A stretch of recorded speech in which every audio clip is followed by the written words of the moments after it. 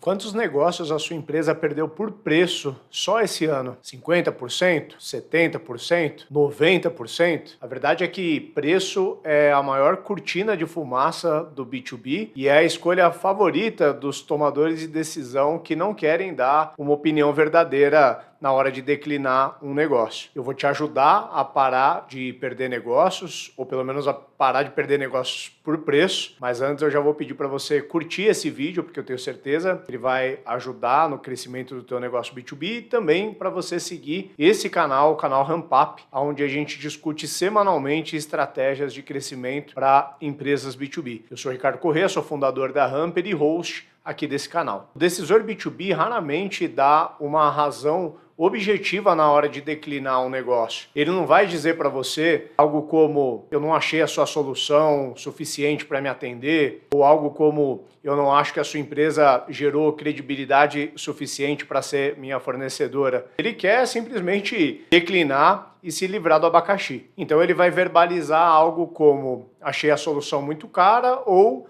encontrei um fornecedor que tem uma relação custo-benefício melhor. E isso acaba dando um sinal errado para o time de vendas, que acaba levando a informação interna para dentro da empresa de que o nosso preço está muito alto. Mas para algo ser caro ou barato, em especial no B2B, tem a ver com o valor que ele agrega e com o tamanho do problema que ele resolve. Se o lead verbalizou que a solução está cara, é porque ele não percebeu o valor suficiente. Ponto. A boa notícia é que você não está sozinho nessa, porque a grande maioria das empresas B2B sofre desse mesmo mal, perde muitos negócios por preço e vivem se degladiando entre si, uma tentando baixar o preço da outra para tentar ganhar ali uma oportunidade, e só quem se dá bem nessa história são os decisores, os compradores B2B experientes, que sabem dessa vantagem e usam isso de poder de barganha para sempre conseguir fechar suas contratações dentro do menor preço possível. Os vendedores mais inexperientes, mais ansiosos, acabam dando desconto demais para ganhar o negócio, o que acaba por detonar a margem, e gestores e empreendedores muitas vezes acham que é só fazer um ajuste ali no pitch comercial,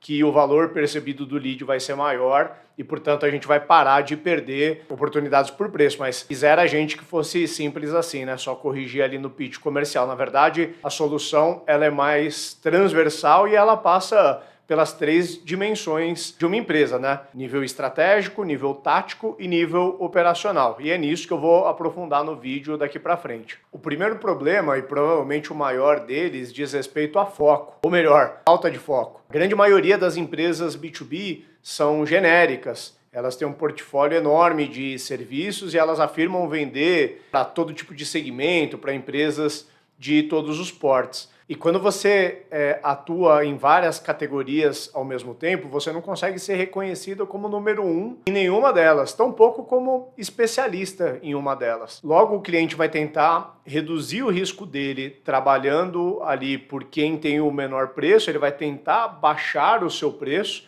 mas com quem ele vai realmente fechar negócio é com quem ele enxerga que é especialista suficiente para resolver o problema que ele tem para resolver. Eu tenho uma trilha de conhecimento chamada os 4 motores de crescimento de uma empresa B2B e eu tenho uma aula dedicada a falar sobre nicho. Eu vou me apropriar um pouco do que eu falo nessa aula para te ajudar a solucionar um pouco essa questão de foco. A primeira dica que eu te dou é foque em 1 ou 2 nichos onde você claramente tem potencial de ser líder naquele nicho. Eu sempre digo que eu prefiro ser um peixe grande em um aquário pequeno do que ser um peixe pequeno nadando a mar aberto. Outra dica sobre nicho é você tentar atuar em categorias onde você é sempre um top 3 entre as escolhas do seu lead. E por fim, também fundamental que você esteja atuando em uma categoria ou um nicho onde você seja reconhecido como especialista. E aqui não é só se afirmar como especialista, e sim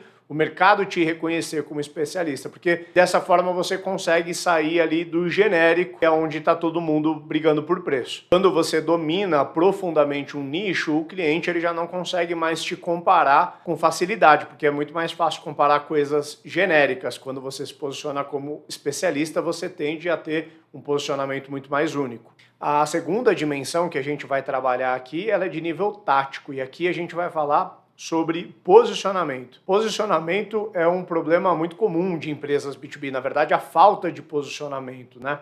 Eu sempre digo que posicionamento não é o lugar onde a gente gostaria de estar com a nossa empresa, e sim o lugar onde o nosso cliente nos coloca. E como a maioria das empresas B2B não toma partido do seu próprio posicionamento, o cliente posiciona a empresa aonde é conveniente para ele. Portanto, ele posiciona em preço. Ele vai sempre tentar trabalhar para tirar o melhor preço o possível na hora de fechar um fornecedor. O que eu mais vejo por aí, em termos de posicionamento de empresa B2B, é a empresa colocar ali em destaque, né, no banner do site: somos o parceiro de valor agregado, né, esses jargões assim comuns do B2B. Só que quando todo mundo usa essas mesmas frases de efeito, elas perdem efeito, ou seja, isso não é posicionamento, isso é meramente uma autoafirmação. E na trilha de conhecimento dos 4 motores de crescimento B2B, eu também falo sobre posicionamento, e eu quero entrar um pouquinho no que eu falo sobre essa aula. Existem basicamente 4 formas de você se posicionar no B2B. Você pode se posicionar no quadrante de boutique, ou seja, você é o top da sua categoria e você vende para clientes com bolso muito fundo, dispostos a pagar muito caro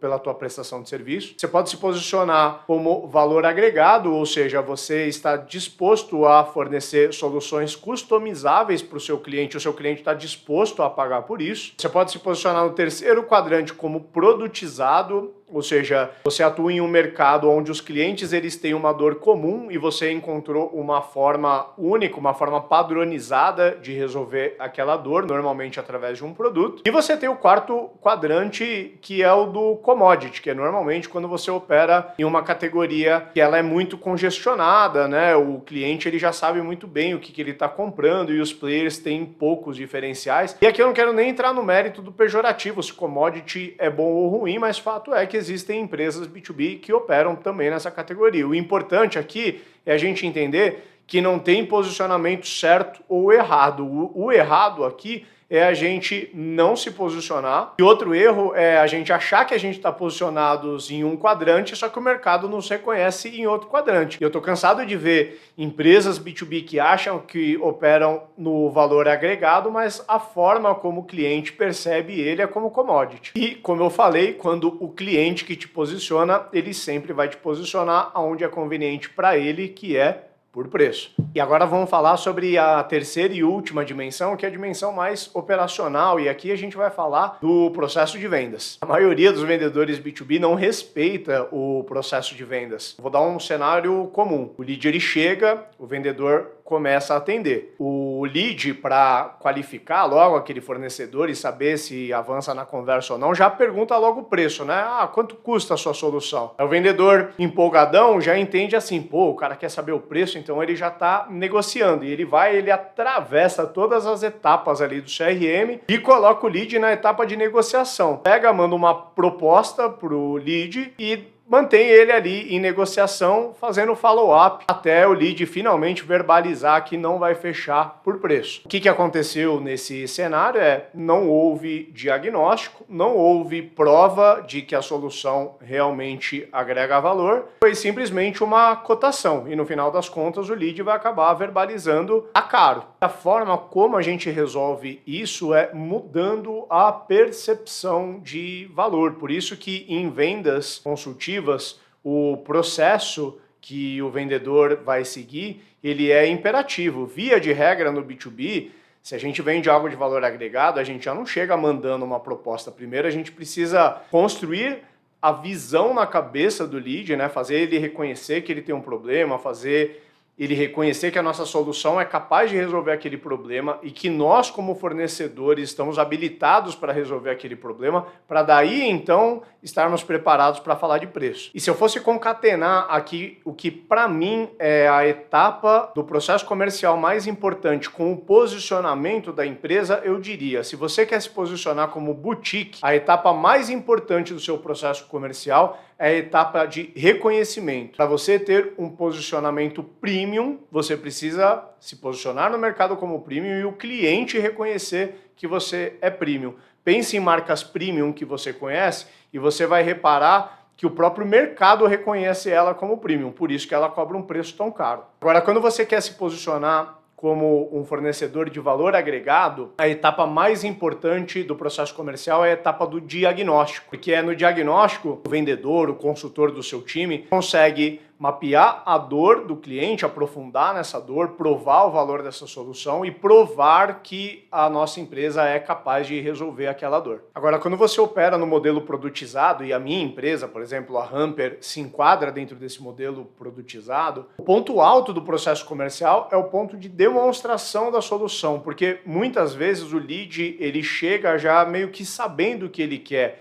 e ele precisa saber se, você é capaz de resolver a dor dele e 2, se você é melhor do que as outras soluções que ele vai te comparar. Por isso, a demonstração da solução e a prova de valor da solução são as etapas mais importantes. Agora, se você é comoditizado, não tem muito como fugir da percepção ali de custo-benefício. A etapa mais importante vai ser a etapa de negociação e de condições comerciais. Normalmente, quem opera ali como commodity vai ganhar ou perder o negócio por questões marginais. É um prazo de entrega, é uma vantagem na forma de pagamento, é um ganho em termos de uma funcionalidade ou alguma coisa a mais ou a menos que você vai ter em relação a outros fornecedores. Tentando aterrissar todos os conceitos aqui que eu transmiti nesse vídeo, te ajudando a sair da guerra de preços do B2B, uma coisa que eu vejo que é muito comum é que os empreendedores B2B eles não têm o domínio dessas disciplinas, né? A coisa mais comum que eu mais vejo por aí são empreendedores que eles são muito bons tecnicamente, então é o dono do escritório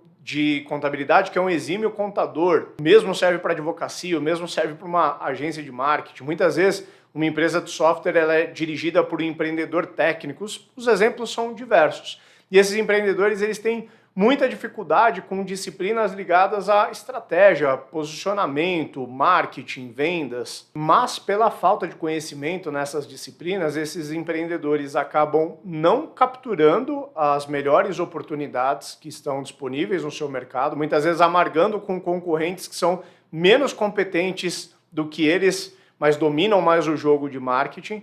E por isso suas empresas acabam crescendo muito menos do que elas poderiam. Eu já conversei com milhares de empreendedores B2B, já ajudei milhares de empresas e por isso eu criei um programa para ajudar esses empreendedores chamado Programa Ramp Up. Inclusive, durante o vídeo, quando eu citei algumas aulas ali sobre nicho, sobre posicionamento, eu demonstrei ali brevemente um pedacinho de cada uma dessas trilhas de conhecimento que fazem parte do programa Ramp Up, né? O programa Ramp Up ele é composto pelas trilhas de conhecimento, que são basicamente frameworks que eu aplico aqui na Hamper para ajudar a minha própria empresa a crescer e que são frameworks validados em outras milhares de empresas. Tem um segundo pilar de mentorias coletivas, onde eu reúno um grupo de empreendedores quinzenalmente para tirar dúvidas que estão travando o crescimento dos seus negócios. E tem um terceiro pilar, que é um grupo fechado de empreendedores, onde a troca rola solta entre os próprios empreendedores, sempre com o meu envolvimento e a minha moderação. Afinal, eu sou o condutor aí desse programa Ramp Up. Se você acredita que a sua empresa poderia estar crescendo mais, ou que eventualmente você poderia estar perdendo menos negócios por conta da guerra de preço que eu falei aqui nesse vídeo, você quer contar com ajuda profissional para isso, eu te convido a fazer parte do programa Ramp Up. Eu vou pedir para o meu time colocar um QR Code nesse momento que eu estou falando do programa Ramp Up e a gente vai colocar também um link aqui na descrição do vídeo para você fazer a sua aplicação como empreendedor no formulário que está nesse QR Code. Eu vou receber essa aplicação, vou avaliar a aplicação e, havendo fit, ou entendendo que eu consigo ajudar o teu negócio a prosperar mais, eu vou fazer contato contigo para te convidar a fazer parte do programa Ramp Up. Beleza? Vemos em breve aí. Um grande abraço.